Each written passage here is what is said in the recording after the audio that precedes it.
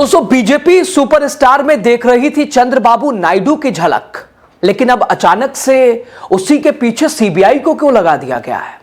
दोस्तों, एक star actor जो इस साल चुनाव लड़ने वाला है, बीजेपी से खुद को दूर करने का उसने प्रण भी ले लिया है और साथ ही लेकिन दोस्तों, बीजेपी ने उसे तोड़ने का पूरा प्लान तैयार कर लिया है।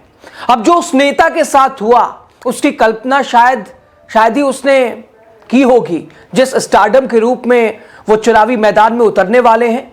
आज उसी स्टारडम को बीजेपी ने उन्हीं पर दे मारा है, बुरी तरह से फंसे हुए हैं। खबर मामला क्या आपको बताएंगे। नमस्कार, आप द राजनीति का विशेष सेगमेंट खबर और विश्लेषण देख रहे हैं। मैं हूं आपके साथ यासूब रजा। दोस्तों, मैं यहां तमिलनाडु फिल्म इंडस्ट्री के सुपरस्टार थलपति विजय की बात कर रहा हूं। उन पर अमित शाह की सीबीआई नकेल कसना चाहती है और नकेल कसना शुरू भी कर दिया है सीबीआई ने। दोस्तों, तमिलनाडु में इस साल विधानसभा चुनाव होने वाला है। अभी डीएमके गठबंधन सत्ता में है, सरकार चला रहा है, गद्दी पे बैठा है और इस बार तमिलनाडु की राजनीति में बदलाव आया है। तमिलनाडु की राजनीति में जहां गठबंधन अचानक टूटते और फिर से बन जाते हैं, लेकिन राज्य में एक नया गठबंधन चुपचाप आकार ले रहा था। एक्टर विजय की राजनीतिक पार्टी टीवीके ने राज्य के दो सबसे अलग थलग पड़े राजनीतिक चेहरों को अपने साथ जोड़ना शुरू कर दिया था। दोस्तों, ये दो चेहरे हैं पूर्व मुख्यमंत्री ओ पनीरसेल्वम और इसके अलावा एएमएमके के दिनाकरन। दोस्तों, अगर ये दोनों पूर्व एआईएडीएमके नेता टीवीके में शामिल होते हैं तो ये अब तक का सबसे महत्वपूर्ण जुड़ाव होगा और 2026 के विधानसभा चुनाव से पहले नई राजनीतिक पार्टी से एक सीरियस पॉलिटिकल प्लेयर बना देगा। दोनों पार्टियों के वरिष्ठ पदाधिकारियों के अनुसार बातचीत एडवांस स्टेज पर थी। इसके अलावा पनीरसेल्वम को लोकप्रिय रूप से ओपीएस के नाम से भी जाना जाता है और दिनाकरन दोनों का थेवर समुदाय में प्रभाव भी है और जो दक्षिणी और डेल्टा क्षेत्र में एक शक्तिशाली अन्य पिछड़ा समूह है। इधर थलपति विजय बीजेपी को भाव ही नहीं दे रहे थे। अब इसका परिणाम यह हुआ कि सरकार ने उनके पीछे सीबीआई लगा दी। दोस्तों, तमिलनाडु में इसी साल विधानसभा चुनाव होने वाला है और इस बार तमिलनाडु में दिलचस्प मुकाबला हो सकता है क्योंकि अभिनेता विजय भी अपनी पार्टी टीवीके के साथ चुनावी मैदान में उतरने वाले हैं। हालांकि दोस्तों, उससे पहले विजय की मुश्किलें बढ़ने वाली हैं। 27 दिसंबर 2025 को करूर में विजय की जनसभा थी जिसमें भगदड़ मच गई थी। इसमें 41 लोगों की मौत हो गई। मृतकों में 18 महिलाएं, 10 बच्चे, 13 पुरुष शामिल थे। इस मामले की जांच सीबीआई कर रही है। समाचार एजेंसी पीटीआई को एक अधिकारी ने बताया कि सीबीआई ने मंगलवार को टीवीके के नेता विजय को नोटिस जारी कर दिया है और करूर भगदड़ मामले में पूछताछ के लिए पेश होने को भी कहा है। उन्होंने बताया कि सीबीआई ने इस मामले में तमिलगा, वेंद्री, कसगाम के कई पदाधिकारियों ने पूछताछ की है। अधिकारी ने बताया कि एजेंसी ने अब इस मामले में विजय को बुलाने का भी फैसला किया है और जिसके बाद वो इस मामले में चार्जशीट दाखिल करने का फैसला ले सकती है। सीबीआई ने सुप्रीम कोर्ट के आदेश के बाद एक एसआईटी से यह मामला अपने हाथ में लिया है और जांच एजेंसी तमिलनाडु के करूर में 27 सितंबर को विजय की राजनीतिक रैली के दौरान हुई भगदड़ से जुड़े सबूत भी इकट्ठा कर रही है। दोस्तों, भगदड़ के पीड़ित करूर, इसके अलावा इरोड, इसके अलावा डिंडीगुल, तिरुपुर और सेलम जिले के थे।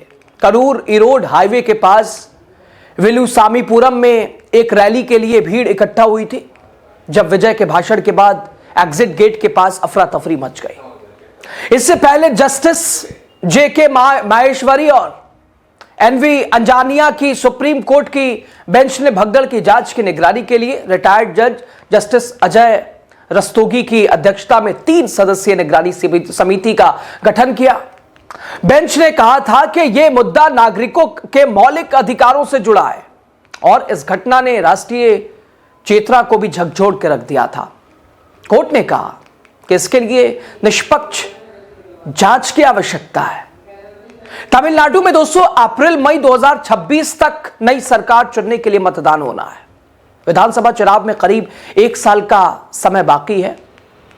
लेकिन राजनीतिक दल अभी से चुनाव मोड में नजर आ रहे हैं, चुनावी मूड में नजर आ रहे हैं, सरगर्मियां हैं। तमिलनाडु के सत्ताधारी गठबंधन की अगुवाई कर रही है डीएमके ने 200 सीटें जीतने का लक्ष्य रखा है। सत्ताधारी गठबंधन में वीसीके और इसके अलावा लेफ्ट पार्टियां अधिक सीटों की डिमांड कर रही हैं। और इसके अलावा दोस्तों तमिल पॉलिटिक्स में अपनी जमीन तलाशने में जुटी बीजेपी एक्टिव मोड में आ गई है। गृह मंत्री अमित शाह ने साल 2025 में तमिलनाडु का दौरा भी किया था। शाह ने स्टालिन सरकार को भ्रष्टाचार के मुद्दों पर जमकर घेरा था और दावा किया था कि अगले साल होने वाले चुनाव में विजय के साथ सूबे में एनडीए सरकार बनाने जा रहा है। अमित शाह तमिलनाडु बीजेपी और कोर कमेटी की मीटिंग में भी शामिल हुए। तब चर्चा थी कि बीजेपी की रणनीति तमिलनाडु में एनडीए का कुनबा बढ़ाने की है। बीजेपी ने पहले अपनी पुरानी गठबंधन सहयोगी एआईएडीएमके को साथ लिया। अब दोस्तों इनकी नजर सिनेमा स्टार थलपति विजय की पार्टी टीवीके के ऊपर है। तमिलनाडु बीजेपी के वरिष्ठ नेता और तेलंगाना के पूर्व राज्यपाल सुंदर राजन ने इस बात के संकेत दिए कि पार्टी जल्द ही विजय की पार्टी से संपर्क करेगी। उन्होंने कहा था कि बीजेपी का केंद्रीय नेतृत्व जल्द ही टीवीके समेत डीएमके विरोधी पार्टियों के साथ बातचीत शुरू करेगा और सही समय पर समान विचारधारा वाली सभी पार्टियों को एक मंच पर लाने की कोशिश भी की जाएगी, जिससे डीएमके को शिकस्त देने का एक तरह से उस लक्ष्य की ओर बढ़ा जा सके। इसको लेकर तमाम तैयारियां थी। उसके बाद ये जो सवाल उठने लगे कि क्या विजय और उनकी पार्टी तमिलनाडु में बीजेपी के लिए वो कर सकते हैं जो आंध्र प्रदेश में चंद्रबाबू नायडू और उनकी पार्टी ने किया था। दोस्तों तमिलनाडु बीजेपी को थलपति विजय से इसलिए उम्मीद रही है क्योंकि इसके पीछे भी अपनी वजह है, अपने तर्क हैं। दोस्तों तमिल पॉलिटिक्स में बीजेपी की पार्टनर एआईडीएमके अब उतनी ताकतवर नहीं रही जितनी जयललिता के दौर में हुआ करती थी। पलानीसामी और इसके अलावा पनीर सेल्वम की घुटिया लड़ाई में एआईडीएमके के उलझनों से तमिल पॉलिटिक्स में एक वैक्यूम बना है। विजय की पार्टी इसी वैक्यूम को भरने की डीएमके के खिलाफ विकल्प बनने की कोशिश और बनाने की कोशिश कर रही है। ऐसे मतदाता जो डीएमके के साथ नहीं जा सकते, टीवीके के रणनीति उन्हें अपने पाले में करने की है और ऐसा होता तो इसका सीधा मतलब होता है कि डीएमके विरोधी वोट बढ़ता, जिसका फायदा सत्ताधारी गठबंधन को मिल सकता था। लेकिन दोस्तों थलपति विजय ने दोस्ती करने से बीजेपी को एक साफ इनकार कर दिया है। दोस्तों तमिलनाडु की सियासत में पहली बार ग्लैमर तड़का लगाया गया था। दरअसल दोस्तों एआईएडीएमके के संस्थापक एमजी रामचंद्रन यानी एमजीआर ने कांग्रेस से सियासी सफर की शुरुआत की और डीएमके से विधानसभा पहुंचे। 1972 में एआईएडीएमके पार्टी बनाई और इसके बाद 5 साल बाद 1977 में पहली बार सीएम बने। दोस्तों 3 बार तमिलनाडु के सीएम रहे एमजी रामचंद्रन, पहली बार जून 1977 से फरवरी 1980, दूसरी बार जून 1980 से नवंबर 1984 और साथ ही दोस्तों तीसरी बार फरवरी 1985 से 24 दिसंबर 1987 को अपने निधन तक मुख्यमंत्री रहे।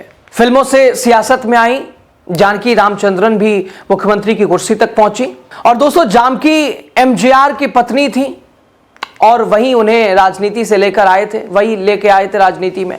एमजीआर की दोस्तों जानकी की दूसरी शादी थी। दोनों ने कई फिल्मों में साथ काम किया था और एमजीआर के निधन के बाद जानकी सीएम बनी थी। तमिलनाडु की पहली महिला मुख्यमंत्री जानकी रामचंद्रन 7 जनवरी 1988 से 30 जनवरी 1988 तक सीएम रही। पूर्व मुख्यमंत्री एम करुणानिधि का बैकग्राउंड भी फिल्म जगत से जुड़ा रहा और जो सूबे के मुख्यमंत्री स्टालिन के पिता भी हैं। करुणानिधि डीएमके के संस्थापक सीएन अन्नादुरई के निधन के बाद पार्टी के नेता बने और 5 बार मुख्यमंत्री की कुर्सी तक पहुंचे। जयललिता भी फिल्मी दुनिया से ही है, राजनीति में आई। दोस्तों साथ ही 1982 में एआईएडीएमके के साथ राजनीति की शुरुआत करने वाली जयललिता 1991 में पहली बार मुख्यमंत्री बनी थी। वो 6 बार तमिलनाडु के मुख्यमंत्री बनी। विजय भी तमिल फिल्मों के सुपरस्टार है और तमिलनाडु की पॉलिटिक्स भी स्टार पॉलिटिक्स के मुफीद रही है और ऐसे में बीजेपी को उनके साथ आने से बेहतर की उम्मीद भी है। खैर बहरहाल दोस्तों, जहां बीजेपी का प्लान था सुपरस्टार विजय थलपति को अपने साथ जोड़कर सत्ता में आने की कोशिश, एनडीए को मजबूती देने की कोशिश, लेकिन वो सारे सपने सुपरस्टार विजय थलपति ने चकनाचूर कर दिए बीजेपी के। और शायद चूंकि यही होता है बीजेपी का खेल, कहा जाता है सत्ता पक्ष का खेल, कि अगर आइएगा तो ठीक, नहीं आइएगा तो बहुत सारे रास्ते हैं, और वो रास्ते को अपनाते हुए सीबीआई भी शायद उनके पीछे लगा दी गई है। असर क्या होगा, परिणाम क्या होगा, आसार क्या होंगे, आकार क्या होंगे, वक्त बताएगा। लेकिन खबर पे आपकी राय ज्यादा महत्वपूर्ण है।